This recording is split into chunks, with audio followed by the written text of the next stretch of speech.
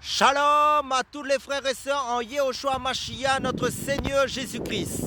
Je suis le frère Serge de l'île de la Réunion. Je suis docteur enseignant de la parole de Dieu en Yehoshua Mashiach, notre Seigneur Jésus-Christ. Salutations à tous ceux qui sont en Europe, en Asie, en Afrique, en Europe, en Amérique, en Russie, dans la Chine, dans les pays asiatiques, que ce soit en Espagne, que ce soit au Portugal, que ce soit au Brésil, en Uruguay, que ce soit au Canada, que ce soit en France, que ce soit dans les îles de l'océan Indien, que l'océan Indien, que ce soit dans l'île Maurice, dans la grande île de Madagascar, que ce soit dans l'île de la Martinique, de la Guadeloupe. Salutations à tous. Et bienvenue sur ma chaîne pour tous ceux que je n'aurais pas cité leur pays et que vous vous trouvez connectés à ma chaîne. Sentez-vous à l'aise, sentez-vous chez vous sur ma chaîne. Commentez si vous avez à cœur de commenter la chaîne, selon le sujet que Dieu me permet de partager. Donc pour introduire un peu sur ma chaîne, je fais que parler du Seigneur Jésus-Christ qui est la parole de Dieu, car Jésus-Christ est la parole de Dieu d'après Apocalypse chapitre 19 verset 13, pour faire connaître Dieu qui est Jésus-Christ.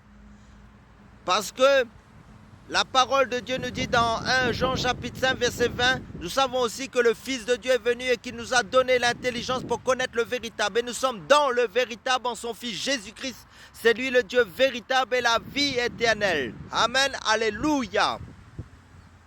Donc pour introduire un peu sur ma chaîne, je fais que parler de la parole de Dieu qui est christocentrique, qui est centrée que sur Jésus-Christ, l'œuvre de la croix de Christ pour le salut de notre âme, pour que nous soyons édifiés, car Jésus-Christ a plusieurs aspects. Il est la parole de Dieu, il est le roi des rois, il est le Seigneur des seigneurs, il est le pain de vie, il est la source d'eau vive, il est le chemin, la vérité et la vie, il est le Shiloh, il est Yahweh, il est Elohim, il est Eloah. Il est le sauveur de notre âme, il est le Seigneur des seigneurs, le lion de la tribu de Juda, il est la parole de Dieu. Car au commencement était la parole et la parole était avec Dieu. La parole était Dieu, elle était au commencement avec Dieu. Toutes choses ont été faites par elle et rien de ce qui a été fait n'a été fait sans elle. En elle était la vie et la vie était la lumière des hommes. Amen. Car Jésus-Christ est notre lumière, qui est la parole de Dieu. Donc, sur ma chaîne, c'est pour maintenir les frères éveillés spirituellement, pour consolider, pour affermir les frères dans la foi en Jésus-Christ, pour que leur foi, pour persévérer dans la foi en Jésus-Christ. Donc, je vais prendre deux passages dans la Bible. Selon l'évangile de Luc, chapitre 4, verset 9 à 10, qui nous dit, le diable plaça Jésus sur le sommet du temple et lui dit, si tu es fils de Dieu, jette-toi d'ici en bas. Car il est écrit, il donnera des ordres à ses anges et à ton sujet pour te garder. Et je prends un autre passage dans l'évangile de Luc chapitre 4 verset 12 qui nous dit, il est dit, là c'est Jésus qui répond, il est dit, tu ne tenteras pas le Seigneur ton Dieu. Amen, alléluia. Donc Satan transporte Jésus au sommet du temple, puis il l'incite à se jeter en bas et ainsi à défier Dieu, qui protégerait le Messie. Pour cela, il cite un extrait du psaume chapitre 91, versets 11 à 12. Donc, les promesses s'adressent au futur Messie, mais comme souvent, Satan cite la parole de Dieu en le tronquant. Donc, en la tronquant, il met ici la suite qui annonce sa future défaite, verset 13.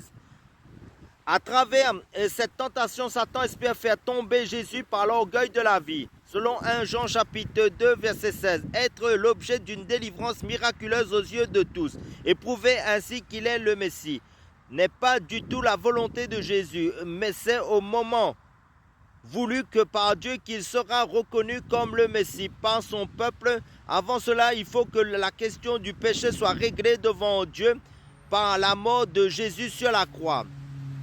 Vérifier que Dieu tient bien ses promesses selon son temps. C'est aussi tenter Dieu comme il l'avait dit. Les Israélites, dans un moment de soif intense, dans l'ancienne alliance, ils avaient mis Dieu au défi au temps de Moïse pour prouver qu'il s'occuperait d'eux selon l'Exode chapitre 17 verset 1 à 7. met Dieu au défi. Est-ce le connaître?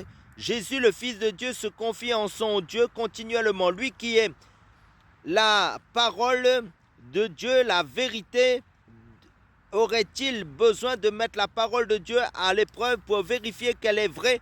Ne mettons jamais en doute ce que Dieu a dit dans sa parole. Jésus, par son humilité et sa confiance dans les promesses de Dieu, sort victorieux de cette tentation à laquelle nos premiers parents, c'est-à-dire Adam et Ève, ont succombé. Quand Satan leur a dit, vous serez comme Dieu. Selon le livre de Genèse chapitre 3, verset 5. Donc quand tu es dans la tentation, dans les épreuves, dans les combats, confie-toi en Dieu. Ne t'appuie pas sur ta propre force. Confie-toi parce que le Seigneur dit, maudit soit l'homme qui se confie en l'homme, mais béni soit l'homme qui se confie en l'Éternel, en Yahweh. Alléluia.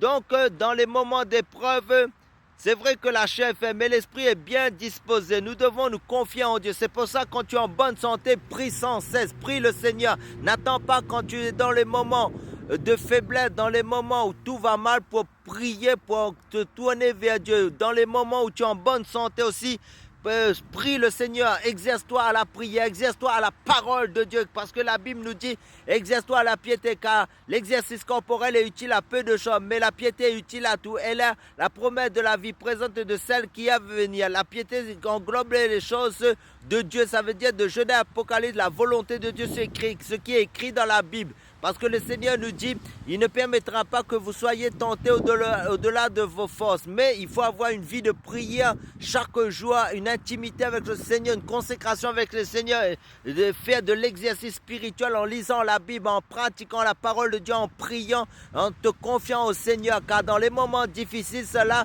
va être utile, très utile. Dans les moments d'adversité, dans les moments d'épreuve, dans les moments de combat. C'est parce que Jésus a utilisé la parole de Dieu. Il a dit, il est écrit, Satan va te tromper si tu ne connais pas la parole de Dieu dans tes pensées. C'est pour ça que tes pensées doivent être remplies de la parole de Dieu. Remplis-toi de la parole de Dieu, de Genèse, Apocalypse.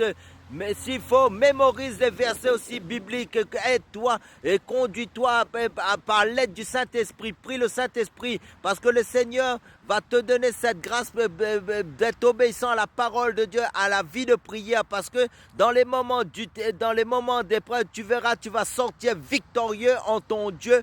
Yehoshua Mashiach, notre Seigneur Jésus-Christ, notre Papa d'amour, car il soutient toujours ses enfants. Amen, alléluia, dans les moments d'épreuve. Et quand un malheureux crie à Dieu, Dieu l'écoute, alléluia. Car Dieu est avec deux personnes, ce qu'il faut comprendre, ceux qui craignent Dieu, qui obéissent à sa parole, et ceux qui sont dans la souffrance. Alléluia. Et ceux qui gardent ses commandements, prie le Seigneur. Ne te tais pas, aie plus une relation avec Dieu qu'avec les hommes, car les hommes vont te quitter un jour, mais Dieu ne te quittera jamais. Il est le même hier, aujourd'hui, éternellement, car tout ça va passer, mais Dieu est éternel, car Jésus-Christ est le même hier, aujourd'hui et éternellement. Amen, alléluia. Appuie-toi quand Dieu, quand Jésus-Christ notre Dieu, alléluia. Sois béni en Yehoshua Mashiach, notre Seigneur Jésus-Christ, dans la persévérance, dans la foi commune, en Jésus-Christ notre Seigneur Yehoshua Mashiach.